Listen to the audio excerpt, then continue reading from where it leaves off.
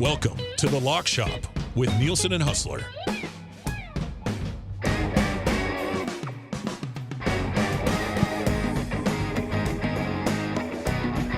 All right, it's 11:04. What's going on, everybody? Welcome to The Lock Shop. Sorry, I'm a couple of minutes late. Dave Jameson visit at Edmonton Sports Talk, and that's always a big deal. He sort of just popped in. I wish he would have come at 10, but I had a chance to chat with him a little bit more. But it's good to see him around. He's going to be next Thursday and Friday. I'm off, and Jamo's going to be filling in with Eric on the morning show. So be good to see him around. It is the Lock Shop. We are live and presented to you by Play Alberta. Huss will be joining us shortly. Talk about that storm that everybody's talking about last night in Winnipeg. So we'll get to that in a second. You can text us anytime, 780-218-9999. If you're watching over on YouTube today, hammer the thumbs up for us, and we can dive into that as well. I've got a few things already locked and loaded over on our ESC Specials page at Play Alberta. Make sure you use the August promo code before they expire, and then we're getting an updated code in September, I think, with NFL obviously resuming. They're put some stuff together there for us. But here's what we've got. Let's see. We've got, what did I throw up? Dusty's play of the day, Tyler Sneed, 57 plus receiving yards. That's plus 100. Early bird bet of the day from the Nielsen show this morning. Bombers minus 2.5, under 50.5 for the total. That's plus 145. And then yesterday, Huss missed this yesterday, but I'm going to lay it out there. Then we'll bring him in here in a second. Yesterday, when Huss lost his internet connection, Wannick and I put together a 6-point teaser in the CFL for the weekend. We went Winnipeg, Montreal, under 54.5. We went Edmonton and Ottawa, over 47.5. BC, Toronto, over 49.5. And Sask and Calgary, under 56.5. And that one sits at plus 295. And then Jay's play of the day yesterday got the Elks boosted. Elks to win and under 53.5 in that game. That's plus 240, which is also a nice number. So a full slate of NFL, we've got the NFL parlays out there too, but a full slate of CFL stuff for both today and heading in to the weekend. And if you've not yet downloaded the Play Alberta app, you can do that as well. All right, Huss is back. I wonder how yesterday played out, Huss. I didn't check in. How'd the rest of the day go there for you? Let's just say we had an abbreviated edition of WST. How long did it take to get the internet back up? First of all, the entire scene was crazy because I'd done the entire show the day before.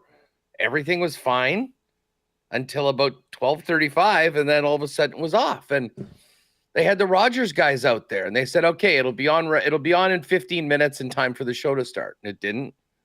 And it went to 1:30, and we're like, what the hell is going on? So I went to Corey, and I feel bad because it's the day before the tournament. There's literally a million things going on there. The last thing they want to be dealing with is us like, hey, we don't have any internet. Can you help us out?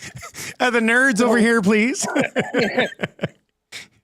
So anyways, he goes out onto the street, gets a golf cart. He's talking to the Rogers guys, and the guy's like, Corey, there's no problem. Like, everything should be working.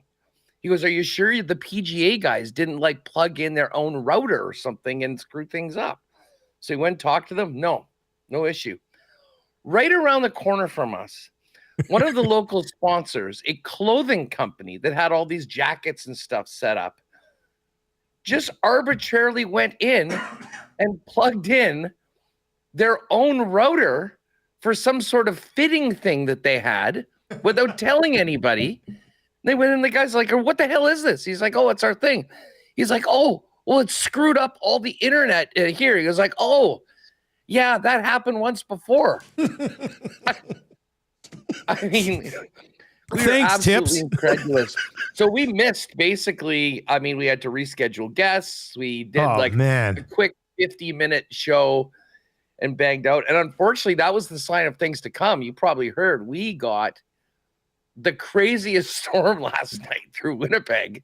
And it has been so dry here. Everyone knows about the forest fires. It basically has hardly rained all summer.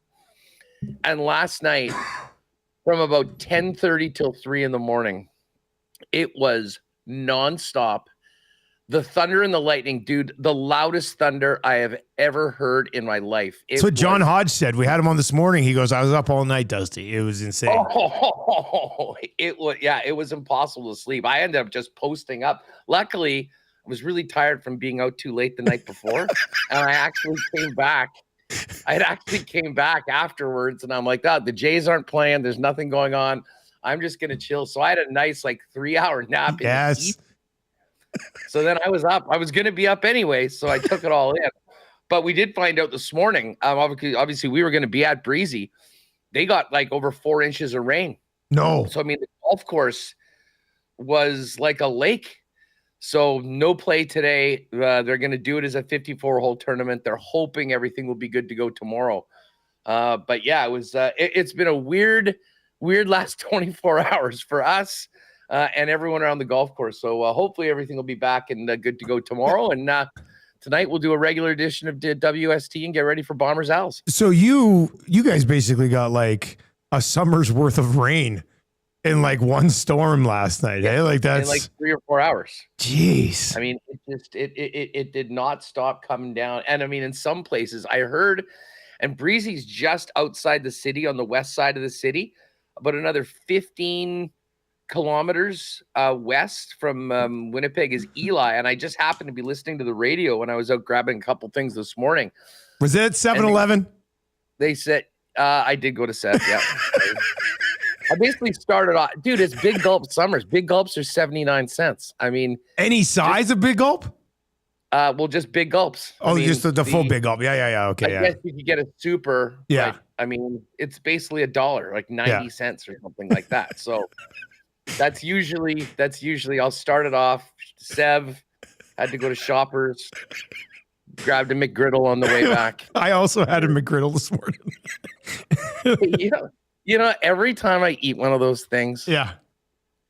Remember growing up, they always had the caramel secret. Yes, that was of course. Their ads, how do they get the caramel inside the thing? And that was a nice marketing thing. I legitimately do wonder every time I open a McGriddle, how the hell they do that. How do they get those little syrup beads inside the pancake to stay there like that? Yeah, that's the real caramel secret. The how they make McGriddles.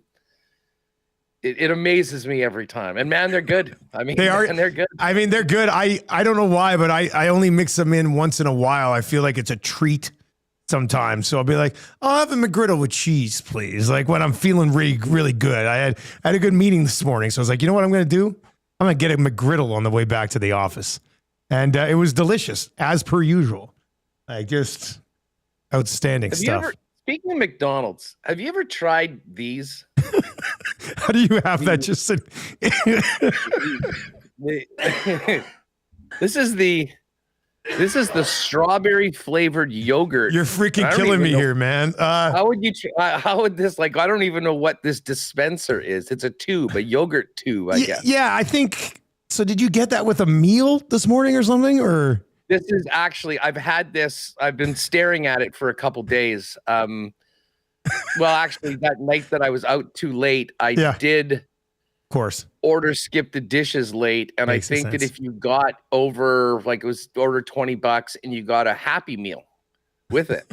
So I'm like, this would be great. Often I'll order an extra cheeseburger anyway. So I'll just get the Happy Meal.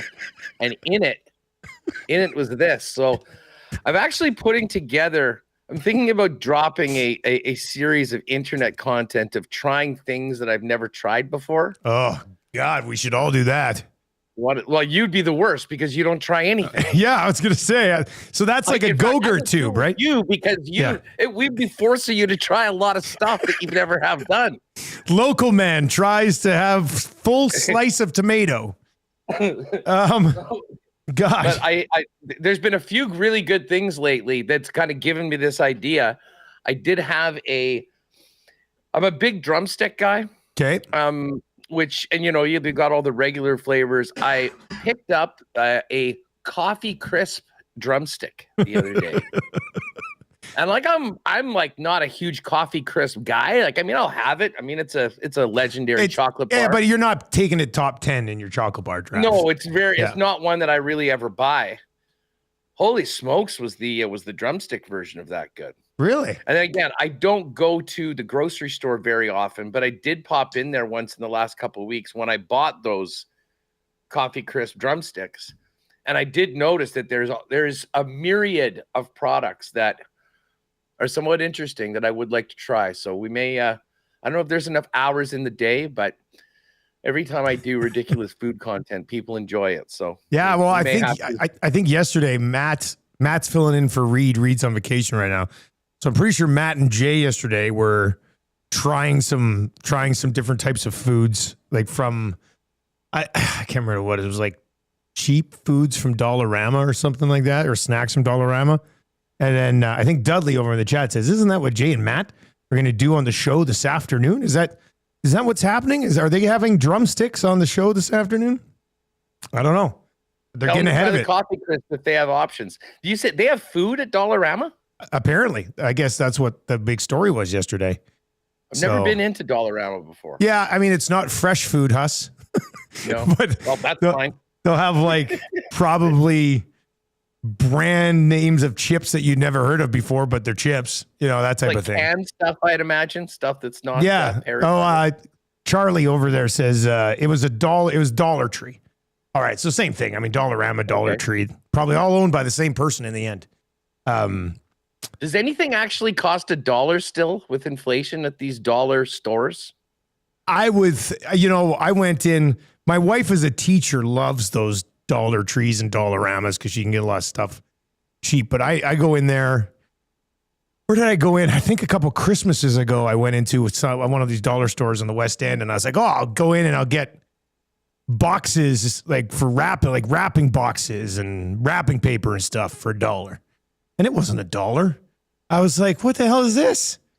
Like, this place should be called $4 Like, it doesn't make any sense. So, but I remember back in the day when dollar stores first popped up, I would think 95% of the stuff in there was $1.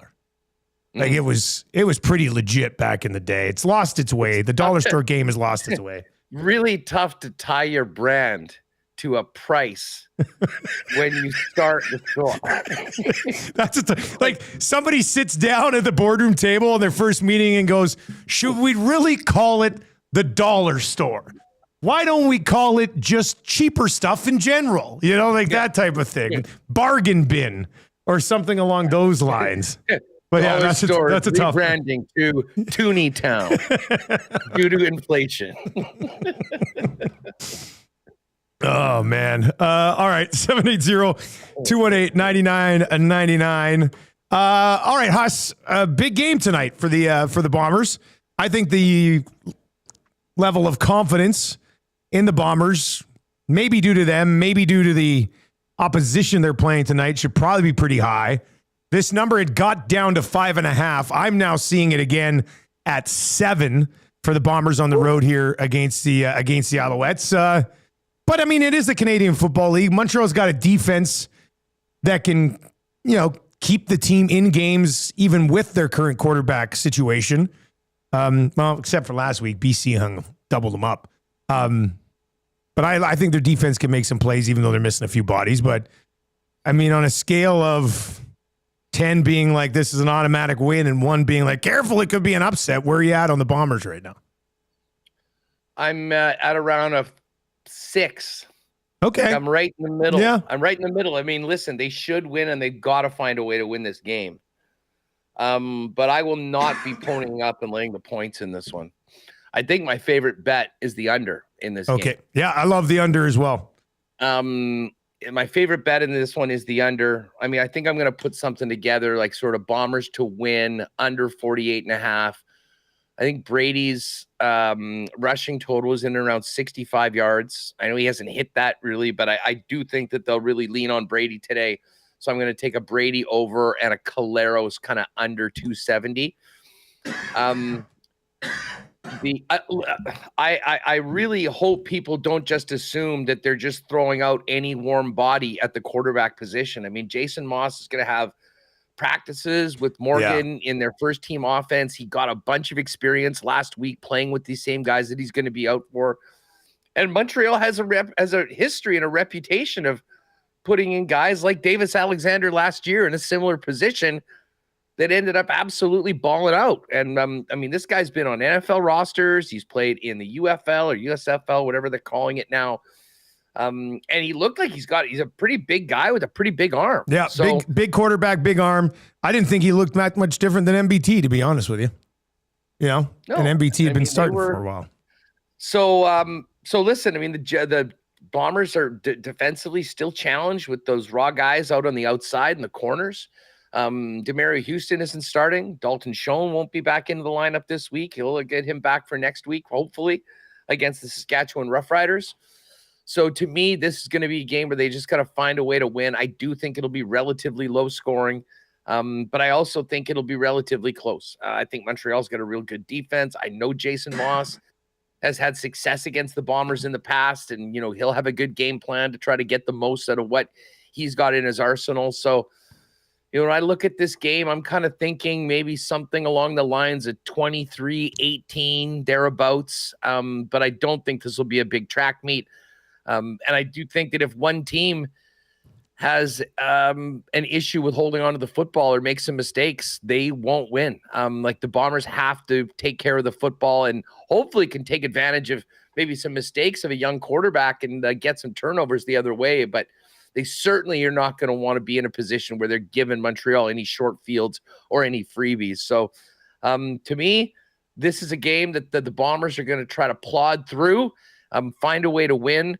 I do think it'll be close. I don't think it'll be high scoring. So I'm not, if I had to bet either side, yeah, I would take Montreal plus 6.5, but my favorite one is going to be on the under 40.5. Yeah, to me, the under 48.5 is pretty safe unless there's a return touchdown, unless there's the pick six. Yeah. Like if the two offenses just handle most of what you're going to see, then I think the under 48, like I'm looking at 24-20, that type of game. Like, I don't expect there to be a team hitting 30 points in this football game. So I like you on the 48. So I've got, I don't know, a small handful of props for this game, player prop wise. And for anybody who's curious, player props for the rest of the weekend are up over at Play Alberta right now as well. But let's bang through these. Maybe put together a couple for a parlay here. James Morgan, total set at 249.5. That's an under, isn't it? Don't you think? Well, mind you, what did he throw for last week? Played 3 quarters last week. What did he throw for last week? Yeah, I think they were also down by a bunch. Let's see here. See what he did last week. Came in for Caleb Evans relatively early. Passes. Like, I think it was like towards the end of the first quarter. It was, yeah, I did that one. It was towards the end of the first. It was definitely in the first quarter. All right, so Morgan last week threw 33 times. 20 of 33, had a touchdown, had the interception. That was on a 2-point try. Finished with 211 yards. So, yeah, it's a 249. If you had to win one way or the other, what would you do? Do interceptions count on converts? Yeah, apparently. Yeah, because I did that game. The only interception he threw was on the 2-point try late. And it came up as an interception. Mind you, quarterbacks don't get credit for throwing a 2-point touch. You know what I mean? This is probably our friends at Genius Sports are at it again. Don't get me. I have to be careful what I say about don't get me going, Genius don't Sports. Get me in trouble. Let's just move on. I'm not one to slander the league, but the first quarter of that game, there were no stats. So luckily for me, I had a guy who's done like 20 Grey Cup stats sitting next to me, and he does a lot of it old school anyway. So he was keeping things up to date pretty quickly in my ear, like in my headpiece. But I mean, that's just like, as a bloody league, when you've made Genius Sports like a legitimate partner and shareholder in the league, you can't have games where the stats don't work for the first quarter. Like, even, I mean, I'm pissed off about it, but like the head office of the Canadian Football League should be 10 times as pissed off about that than me. You know, like it's, Dude, so anyway, in the end, you know what? This was actually pretty impressive. Dave Moyer is the stats guy. He's done like Stanley Cups and Grey Cups for almost 3 decades. He's the best in the biz. And so he was doing it like manually and keeping track of it however he does it. And then when the stats actually popped up, he double checked them with his own and he goes, hey, I actually nailed it. Not a single one was off. I was like, good job. So, I mean, when you've done all the major events, it's should be expected, I guess, but he still kind of saved the day because that just makes the broadcast better when you can filter in, little tidbits of stats here and there quickly. You go, oh, he started the game 9 to 10. And when I'm looking at the site, you should see me in the booth when the stats site isn't working. I'm looking around to punch somebody. I'm like, so what is going on? To this. Yeah. It would be one thing if this was the first year. I mean, the last, 2 or 3 years? It's been a problem. It's at least 3 years into Genius, but I think it might even be more, buddy. I mean, the fact that I can get more reliable stats live for a Manitoba Junior Hockey League game than the Canadian Football League is something that just needs to be figured out. But I mean, I've been saying this exact same thing for the last number of years. And as we get into a place where fantasy and betting, and there's so much that goes into these numbers, it's an embarrassing situation for the league. It can't be like, it is better this year. Like, we can actually see it, but I mean, dude, we used to do CFL. We still do CFL DraftKings contest. Yep. Yeah. For every week we do a little WST. I got in like week 3 or week 4. I'm busy and I forget, but I remember I was sitting around one day. I was like, I wonder if the boys, and I had some money in my DraftKings account, and I got in it. But when we started doing it, I mean, you could just go on and it was the exact same as NFL. Oh, we're 3 minutes left in the second quarter. Caleros has 112 yards. He's got the points. They just had to stop that. They're like, we'll update the games at the end. And again, I don't understand how something like that could be, especially when they had it before. Yeah. I mean, it wasn't like they went and like, oh, this is something that new that no one's doing. They basically just went 10 years in reverse when it comes to stats. And yeah, they tried to take a step forward by being willing to sacrifice 3 or 4 steps back, but the steps back have happened. And the step forward from a statistical perspective just hasn't happened yet. And I like Randy Ambrosi a lot. And I thought he did some really good things. But the Genius Sports Stats thing, I am not yet convinced that was the correct call. We'll see how that goes. Anyway, on this, let's. So what do you think, Morgan? 249.5. You're tempted by the over a bit here, aren't you? Like, well, I mean, I just think that there's a good chance he's going to have to throw a lot. And if there's one thing we've seen, I mean, the Bombers right now are somewhat susceptible to some big plays. Well, the deep shots, right? Like those. Yeah. That's interesting. It's probably a stay away for me anyway, but. Yeah, I mean, like, I kind of think that the Zach number probably comes in and around 250. So the under on Caleros. So that's good. The under on Caleros is that's something that I'm sort of looking at.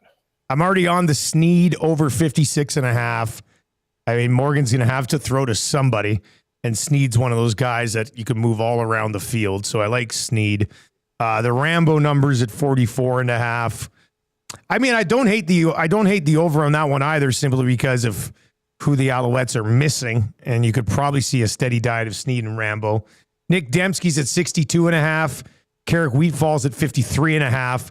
Another under here on Wheatfall, you think, Huss? Well, Wheatfall showed a lot last week. He had been incredibly quiet. And in the previous game, he only had 1 catch, I think, on 4 targets. And last week, he had it escaped. I don't think his yardage numbers were huge, but I think he did catch. Taking a peek right now, yeah.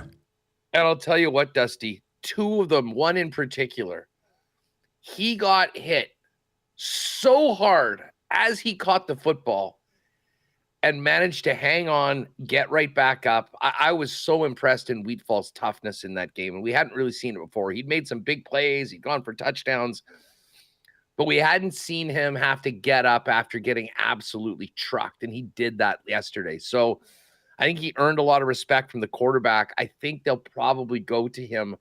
He caught 4 of 6 for 68. So it would have been an over. Okay, there was a couple ones. Like that first one was over the middle. Probably couldn't have been a 10-yard play. He had one that was 24. He had one that was 24 yards. Okay. Yeah. And then Dembski had 6 for 128, right? Another big week. Dembski was a monster. Dembski was an absolute monster in that game yesterday. You know, when looking at the two, like what is it? Wheatfall's 51 and Dembski is 60 or so? Wheatfall is 53.5. Dembski 62.5. Oh, interesting. Okay. They both would have been over last week. So, well, maybe we go Wheatfall here. Yeah, I like the guy. I said earlier, like I think he's a lot of talent that's kind of untapped here so far. Ton of potential. So, I like Wheatfall. And showed a lot. Like if we thought that he disappeared, he seems to be trending in the right direction right now. And let's not forget that Dalton Schoen's coming back next week. So on an individual basis, it might be a very good idea to have a strong game, step up big when his team needs him before Schoen's back to really kind of cement himself as a go-to guy for Zach Caleros. All right. So if we like Wheatfall on the over 53.5, but we do like Zach under 275. And then what about Brady here, man? Another over for Brady? I'm like, what's the number? I'm seeing him at 74.5. Wow. That's gone up quite a bit today. Really? This morning, I was looking. Yeah. And it was 65.5. Oh, wow. And I'm seeing like 71.5 now. And now you got a 74.5. Yeah, now I got a 74. So it seems like people are sort of looking at this scenario going, okay, this is a Brady ball game. Right. Winnipeg gets up and it's just, which I love for the under. 75 is a lot, just considering what he's done so far this year. And they are finding themselves. This is one of the dangerous things when betting Brady rushing props is that he is, they've been finding ways to get it to him by passing. Without running the ball. Games ago, it was 9 catches for 100 yards. But I do think we kind of get back to business here with the Bombers running game tonight. Bryant's back. But so I think you make the best point, Huss, that they do not need to run the ball to Brady to have Brady be the focal point of their offense, right? He is involved through the air. Don't get me wrong, with 5 catches last week, 9 catches a week. He has had over his last 6 games, 4 catches, 5 catches, 6 catches, 8 catches, 9 catches over that stretch. On the ground, he has only covered this number 1 time all season. Mm-hmm. He has 82 yards once, has not gone over 70 any other time. Yeah, I mean, probably don't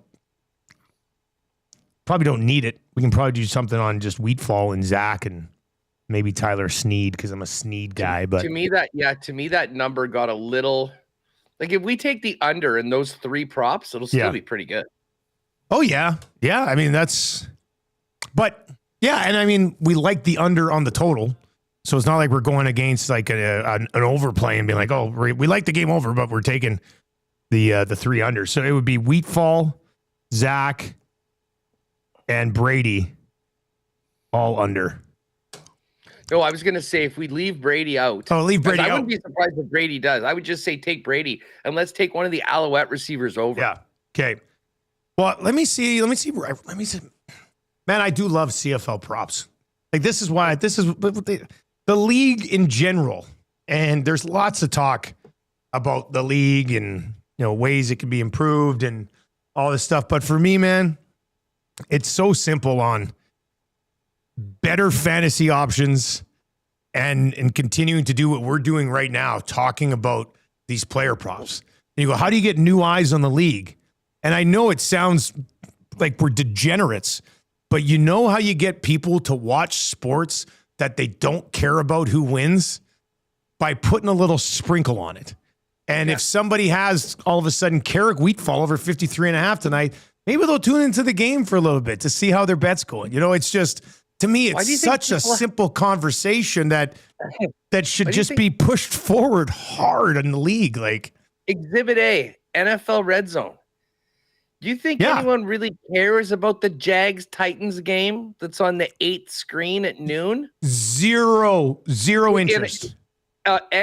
Outside of living in Jacksonville or Tennessee, if there were not for fantasy football and it were not for betting, that game would be insignificant to anyone outside of families, friends, and fans of those two teams. And yet everyone will be paying attention to it and everything else because we know what the engine is for the growth of the National Football League is amongst the most casual of people, and that is fantasy and gambling. And we are into that point where everyone's talking fantasy. We've got drafts coming up over the next couple of weeks. The season's over the next point. The truly great thing, and this is one of the problems the Canadian Football League has having this 9th team and not having a 10th team, is that it is, and there's always a team on the bye. You've always got an uneven number of teams playing each and every week. I mean, they could get to a 10th team. It would be, it would be so great. I mean, you'd have to have 10 teams playing each and every week. You'd have the extra game. It would be good for television, and it would be great for things like weekly DFS, season-long fantasy, all those things that we love to do, especially for the NFL, because it's just set up so perfectly. That's a little bit more challenging when it comes to the Canadian Football League. By the way, hey, just quickly, did we say we're taking Wheatfall over 53.5 yards? Yeah. Okay. Yeah, we'll take the. So we'll go Wheatfall over 53.5 yards, and then let's go Rambo over 44.5. He has not had over 60 in 5 straight games, but he's had over 40 in all of them, or over this 44.5 in all of them. So perfect. We'll go Rambo over 44.5, Wheatfall over 53.5, and Zach under his number, which is 272.5. Excellent. Okay, sorry, what were you going to say there, buddy? I just wanted. So I was going to say, just with all this talk about the Argos playing these road games next year. Yeah. Or our home games, if you will, in Winnipeg and Regina and Hamilton. And I feel really bad for the Argo fans. And Hammer and I got into this quite a bit on CFL 110 this week. The one thing that I cannot believe we don't hear more about, or someone isn't championing or pushing right now, is for at least one of those games or a neutral site game, regardless of the World Cup being there. Why in the world is the CFL not working to first do a neutral site game, probably involving the Alouettes and another team in Quebec City? Quebec for all City. The work that we've done, for all the work that the league has done trying to establish something in the Maritimes, which would be amazing. I mean, we all want this to be a true coast-to-coast league. But, I mean, it's just not happening. There's nothing happening on a stadium. The population is so spread out. It would be very difficult, I think they've realized, to really count on a 20, 25-plus crowd on a weekly basis. So it's just like that stopped. Meanwhile, football in Quebec has exploded in the last 20, 25 years, particularly in comparison to the rest of the country. You've got the Laval Rouge et Or. I'm looking at their stadium right now. Yes. I mean, for the Vaniers, they pump over 12,000 in there. And you can add a little bit more. I'm sure you could add some additional stands to maybe get it to 15 or 16. That's what I was just looking at it for. Yeah. Even if you just sold out and had a great crowd of 12,000 for one of those games, I mean, am I crazy for thinking that a second team in Quebec would be great for the league, for the East? For football in general, you've got Laval there. I don't know why there's not more talk about it. You're making a valid point, man. Like I never. It's almost like Quebec has said no. We have no interest in this. Well, You know, either that or, to be honest, that so many, I mean, listen, this is a weird country, right? I mean, you've got English Canada and you've got French Canada, and theirs is a totally different culture. The people that are the biggest stars in Quebec could walk down the street in Winnipeg or Edmonton and no one would know who the hell they are. But it doesn't change the fact that that is a big, big sporting market. There already is one team there. And I mean, if we're just talking football in Canada, you would be hard pressed to find more areas in the country where I think football at a grassroots level, certainly at a university level, is in better shape than in Quebec City right now. So maybe it is just simply as English Canada has been short-sighted and hasn't really thought about it. They've been so focused in on the Maritimes. Maybe Montreal feels like, hey, we're the Quebec team. They don't want to have it. All I know is that to me, it seems like a big missed opportunity. And if they are serious about going to a 10th team, I don't think it's happening anytime soon in the Maritimes. And to me, this is something that at least should be explored. And when you have a scenario like you do next year, where you have a team that is going to be an orphan for 3 of those games, as opposed to just going for what's going to pay you the most and having these laughable situations of the Argos being at home at Princess Auto Stadium or in Regina, have them play the freaking Alouettes in Quebec City, make a big deal out of it, and see if you can get a little bit of momentum moving forward to potentially get a 10th team. Yeah. Preach on, man. Like when looking across the country, it's the place that makes the most sense. Like instant rivalry that could, I mean, remember the Nordiques and the Habs back in the day, man? Like that, it was insane. And while we're at it, this is just a little bit of a pivot from football.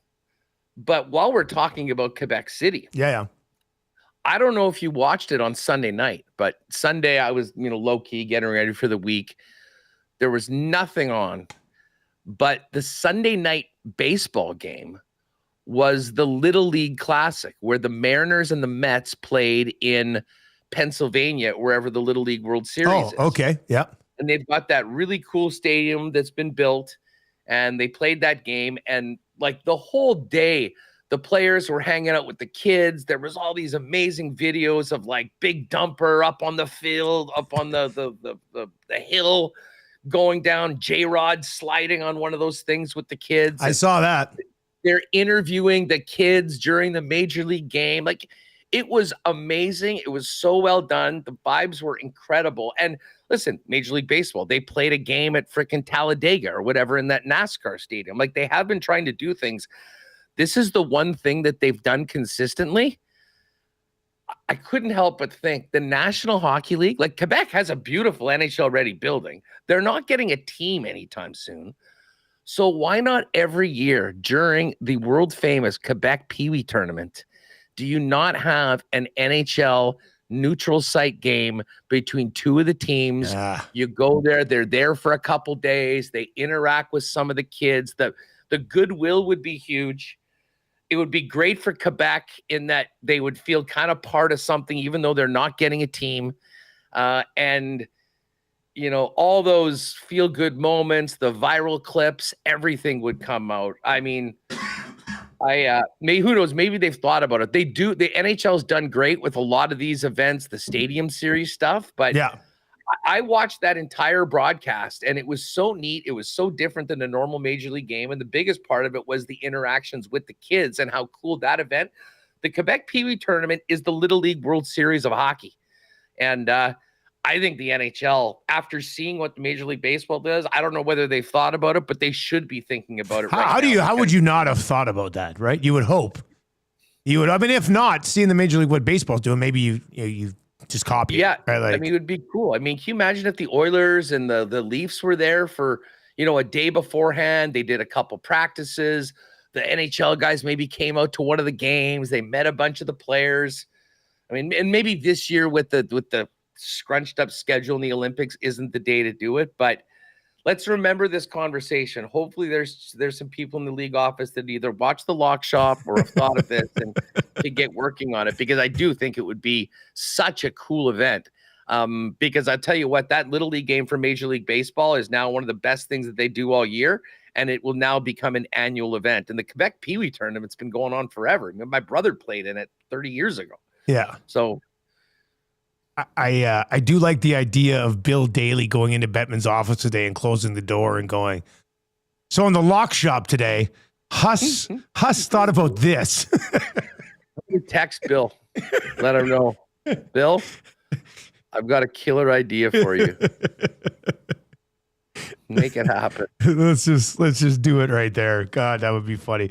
All right. No Jays today, unfortunately. No, I have some tight end rankings. We could dive into a tight end conversation if you want. I would love to hear your tight end rankings. Well, what's interesting is like with the tight end position, I'm curious. Let me lay out my top 12 for you, and you tell me where does the drop off happen that you're like, oh, I'm not going to move even a little bit early to get that guy. You know, if you want to address your tight end position. So here's my top 12 tight ends. I almost said top 12 tight ends. I was going to sound like Tweety Bird there. And then this is for like PPR leagues. So Brock Bowers, automatic, number 1. McBride, number 2. Kittle, number 3. Gap. I got Laporta ahead of Hawkinson. I'm seeing Hawkinson ahead of Laporta quite a bit, but I mean, I don't even think it's hopefully there's a bounce back season coming for Laporta. And then the next 3 guys, so Laporta and Hawkinson. Then from what I've seen in like average draft position, there's another gap. And then the next 3 guys I have seen mixed in a different order, looking at a bunch of different places. So the next 3 guys on my list in order are Njoku, Kelsey, Evan Ingram. I've seen Ingram ahead of Kelsey and then Njoku in 8th. So there's kind of a tier of those guys by themselves. Then I get to Mark Andrews at 9, Tyler Warren at 10, Tucker Kraft at 11, and Jake Ferguson at 12. But Huss, like where do you stop to get, you know how it is with tight ends? You're like, oh, I'm kind of intrigued by that guy. And if I don't get that guy, I'll just wait. And I'll take somebody later. Like, where's that drop off for you this year with that group? To me, there's a pretty clear top 3. Yeah. And to be honest, I would draft in a different order. I'm taking Kittle over McBride, and I'm actually thinking long and hard about Kittle over Bowers. Really? Well, Geno Smith is good, and he'll be able to get Bowers. By the way, Bowers shaved his head. He's now Mr. Clean. Full to the wood. Bicked it down. Bicked it. I don't know whether he was just losing the battle and decided to go to the wood, or whether that was an off-season thing. But yeah, he was looking pretty interesting coming in. Kittle, I think, is going to have maybe the biggest season of his career. If You're not a big fan of Juwan Jennings and Ricky Pearsall? No, I actually am a fan of Ricky Pearsall. But to me, it's because Debo's gone. If you look at the splits in Niner games for the last sort of 2-3 years, when Debo had big games, Kittle was super quiet. When Debo was out or wasn't involved, Kittle was huge. Debo's gone now. Yeah. Like, you could make an argument that George Kittle in their passing offense is going to be WR number 1. Yeah. I don't think it's crazy to think that he could lead them in targets, is it? Oh, not at all, especially with the uncertainty as to when guys are going to be playing. I mean, you've got Ayuk recovering. Jennings has been banged up. Pearsall's there right now. Who did they sign? I'm missing one of their other. Who did you say? Their other receivers. I'm just going down. Like, you got to go down pretty far to see. Like, Pearsall, I'm just looking at Fantasy Pros here. Pearsall's the first receiver that pops up. Yeah, it's Pearsall, it's Jennings, Brandon Ayuk is hurt. And then you're looking at like Russell Gage. Yeah, okay. Yeah, I guess Ayuk. No, they must be expecting Ayuk at some point, right?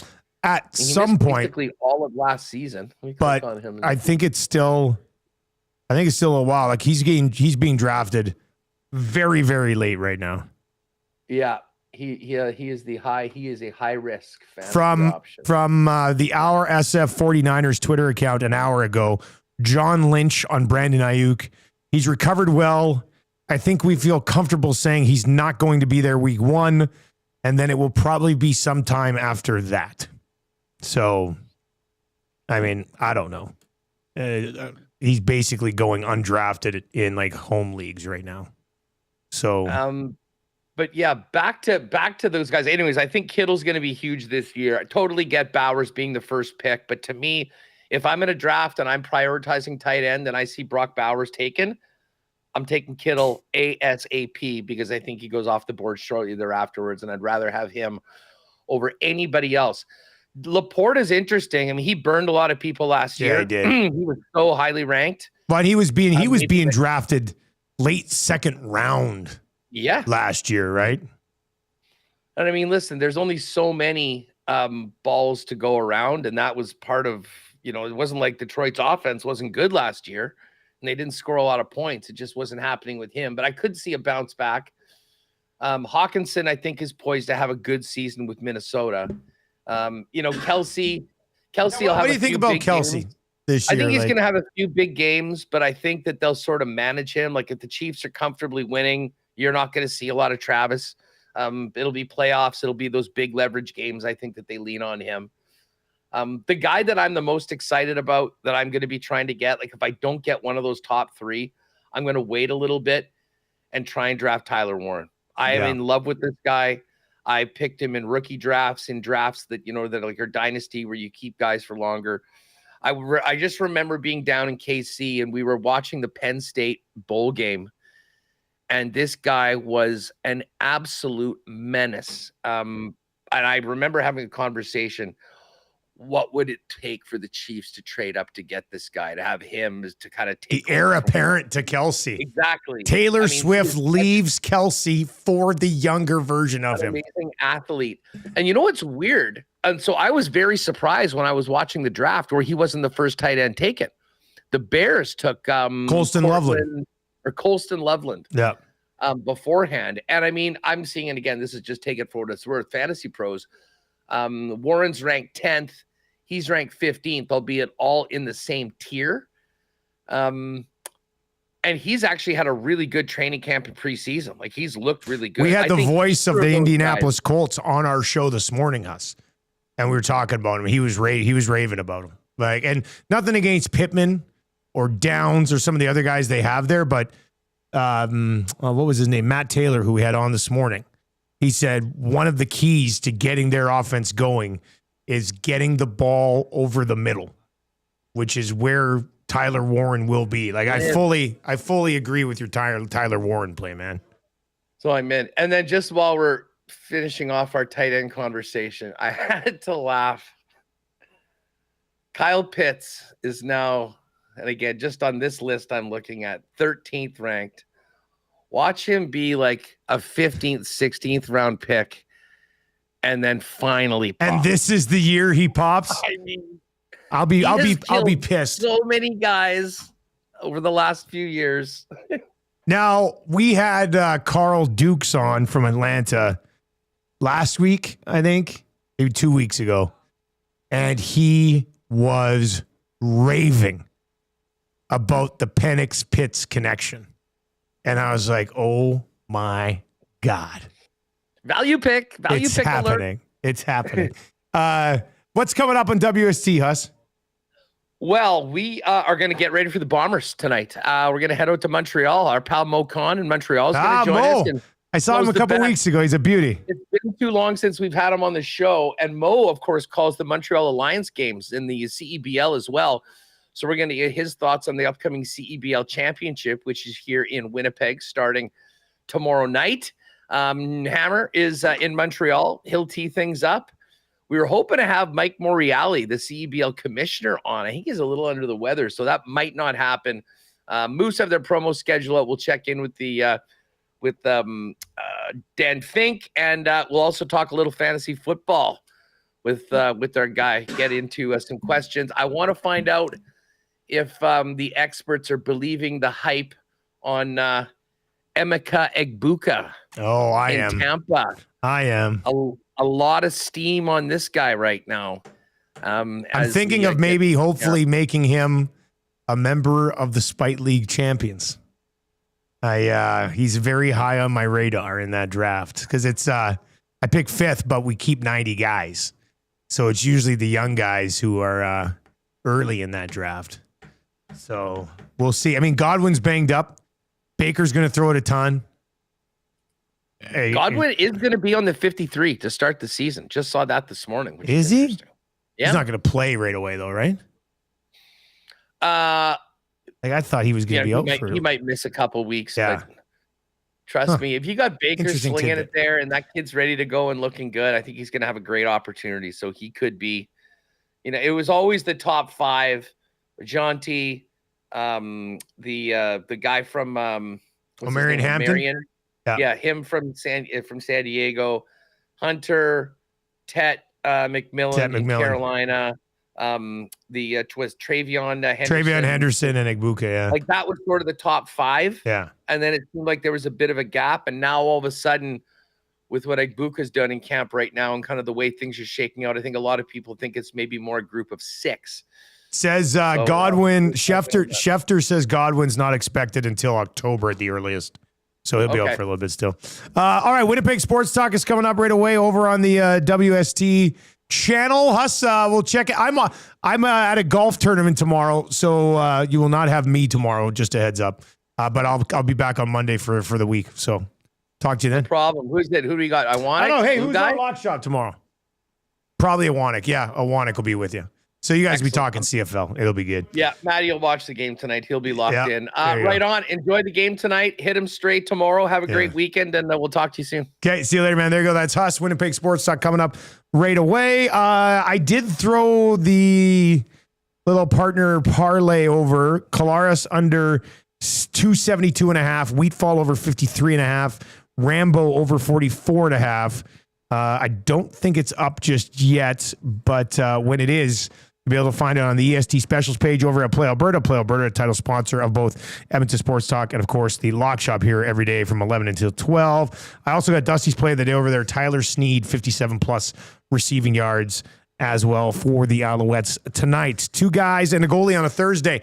Coming up next with myself, Cass, and Gage. We're going to circle back around to that whipping boy bracket battle between Chiarelli and Tambellini. It's not really a battle much at all. And then I want to get into, like I saw the Leafs release their tickets for this year, and you just go click on it, and everybody's just like, how can you charge this much for people to come to a hockey game?